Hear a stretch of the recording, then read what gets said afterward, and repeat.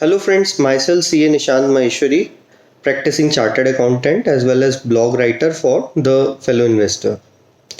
आज का वीडियो बनाने का पर्पस कुछ ग्लोबल इवेंट्स और प्लस हमारे यहाँ जो आरबीआई की जो आज पॉलिसी आई और जो एक्शन आरबीआई ने लिया उसको समझाने का है। तो पहले चलते हैं आरबीआई की पॉलिसी की तरफ। तो जैसा कि मार्केट एक्सपेक्ट कर रहा था 0.5% आरबीआई इंटरेस्ट रेट हाइक करेगा, उतना ही आरबीआई ने करा।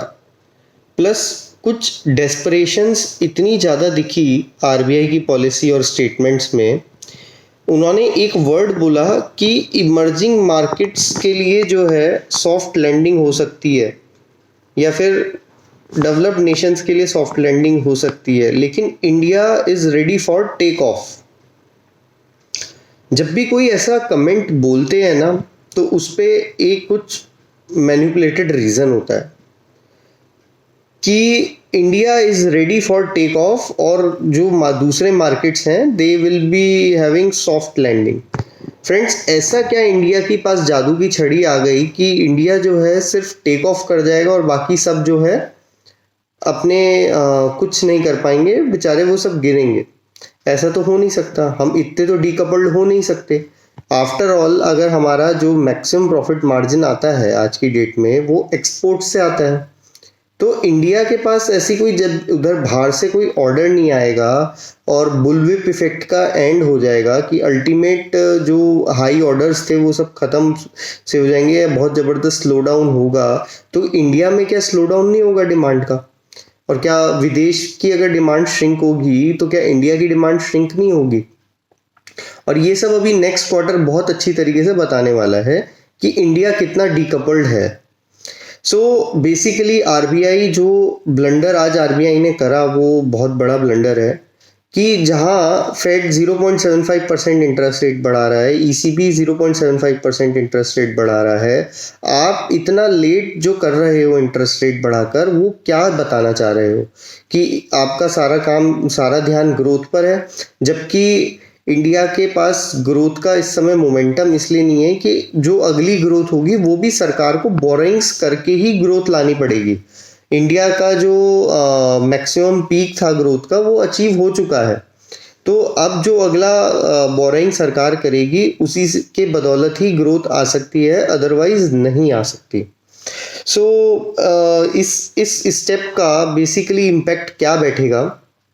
इम्पैक्ट ये बैठेगा कि जो आने वाले टाइम में हमारा जो रुपी है वो ज़बरदस्त शॉर्ट सेलिंग होने वाली है इसकी, और ये अब 85 से 90 के बीच इसे जाने से कोई नहीं रोक सकता। मतलब we will see a capitulation phase where rupee will fall like pack of cards now. Similar impact जो होगा वो बॉन्ड यील्ड्स पे होगा। फ्रेंड्स, आप खुद सोच के देखिए, यदि आपको कोई बोले कि आपको यूएस में डॉलर के अगेंस्ट 4% ब्याज मिल रहा है और आपसे बोले कि नहीं आप इंडिया में आइए, आपको जो है हम 100 रुपये आप दे दो तो हम 7% ब्याज देंगे, तो क्या आप यूएस में जाना पसंद करेंगे या फिर आप इंडिया में पसंद करेंगे? जो यूएस 1.5% ब्याज देता था 10 साल के बॉन्ड्स पे, आज वही यूएस ये मान के चलिए 4% ब्याज दे रहा है, तो उसका ब्याज तो 3 गुना हो गया। जबकि इंडिया की करेंसी जो 6% दे रही थी जिस समय यूएस 1.5% दे रहा था, आज इंडिया की करेंसी 7.2% दे रही है। तो हम उसी करेंसी में जाएंगे जहां पे सबसे ज़्यादा रिटर्न मिलेगा, जो कि डेवलप्ड इकोनॉमी होगी जिसके डिफॉल्ट होने के चांसेस कम होंगे। सो इस पॉइंट से देखा जाए तो यूएस की इकोनॉमी में जो कि $20 ट्रिलियन का जो साल का रेवेन्यू प्रोड्यूस करती है, $23 ट्रिलियन का, उस इकोनॉमी में जाना ही बेस्ट रहेगा जीडीपी के पॉइंट से, ना कि उस इकोनॉमी में जहाँ पे $3 ट्रिलियन भी अभी बड़ी मुश्किल से आ रहे हैं। एक आरबीआई ने आज बहुत बड़ा झूठ बोला कि आरबीआई के जो रिजर्व्स घट रहे हैं वो यूरो डेप्रिशिएट होने के कारण घट रहे हैं, या फिर डॉलर जो अप्रिशिएट हुआ है और रुपी जो डेप्रिशिएट हुआ है उस चक्कर में घट रहे हैं। सो फ्रेंड्स, ये सब झूठ बोलने की जरूरत क्यों पड़ रही है? किसी ने पूछा तो था नहीं कि भाई आपके रिजर्व्स क्यों घट रहे हैं, तो आप अचानक से आकर स्टेटमेंट देते हो, ये क्या बताता है? कि you are desperate and you know that you are doing a blunder, और लेकिन आप उसको एक्सेप्ट नहीं करना चाह रहे। सो लॉन्ग टर्म इम्पैक्ट अभी रुपी पे देखा जाए तो नेगेटिव ही है, और बॉन्ड यील्ड्स पे जो इंडिया की है वो नेगेटिव ही रहने वाला है। दूसरा, कुछ इवेंट्स जो आज हुए, चाइना जिसके बारे में बोला जाता है कि उधर कोविड पॉलिसी के चक्कर में जो है, लॉकडाउन्स के चक्कर में इकोनॉमी डाउन हुई है, जबकि real reason real estate crisis और जो टेक के ऊपर हैमर लगाया है उधर की गवर्नमेंट ने वो है, और उनका रियल पर्पस यही है कि वो अपने आप को डीलेवरेज करें, जो उन्होंने डेट बहुत ज़्यादा ले रखा था। डीलेवरेज करने का एक ही दो तरीके होते हैं, या तो डेट को पे कर दो तो आप अपना उधार कम कर लोगे, नहीं तो डिफॉल्ट कर दो तो भी आप अपना उधार कम कर लोगे। चाइना ने मेरे हिसाब से इंडिया वाला रास्ता चूज करा है, जो यहाँ DHFL और सराई ग्रुप में हुआ कि डिफॉल्ट कर दो। सो चाइना के इस डिफॉल्ट्स के चक्कर में इतना लिक्विडिटी क्राइसिस हो गया है वहाँ पे कि जो उनका स्ट्रॉन्गेस्ट सेक्टर है मैन्युफैक्चरिंग, उसमें भी संकट के बादल मंडरा रहे हैं इस समय। तो चाइना को इस समय क्या प्रॉब्लम आ रही है कि उसकी जो मैन्युफैक्चरिंग है वो इन्वेंट्री इतनी भर गई है कि उसको कॉस्ट ऑफ जो स्टोरेज होता है वो बहुत महंगा पड़ रहा है इस समय, और उसकी वर्किंग कैपिटल सारी इन्वेंट्रीज में आ चुकी हैं। जो पहले 600 बिलियन हुआ करती थी वो आज $1 ट्रिलियन के आसपास इन्वेंट्री है। सो उस चक्कर में अब वो बैंक्स से लोन मांग रहे हैं मैन्युफैक्चरर्स कि हम अपनी यूनिट को कंटिन्यू तो रखना चाहते हैं, लेकिन हमारे पास मैन्युफैक्चरिंग के लिए पैसे नहीं है क्योंकि हमारी वर्किंग कैपिटल इन्वेंट्री में घुस गई है।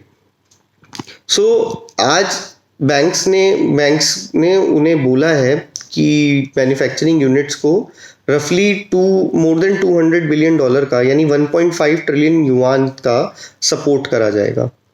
सो ये एक बहुत बड़ा फैक्टर है कि जहाँ पे सून हम ये देखेंगे कि लिक्विडिटी के चक्कर में और इन्वेंट्री पाइल्ड अप होने के चक्कर में all of a sudden dumping होने की चांसेस बहुत ज़्यादा हैं, जो कि युआन डिवैल्यूएशन के जरिए किया जा सकता है। तीसरा इवेंट है क्रेडिट स्प्रेड्स।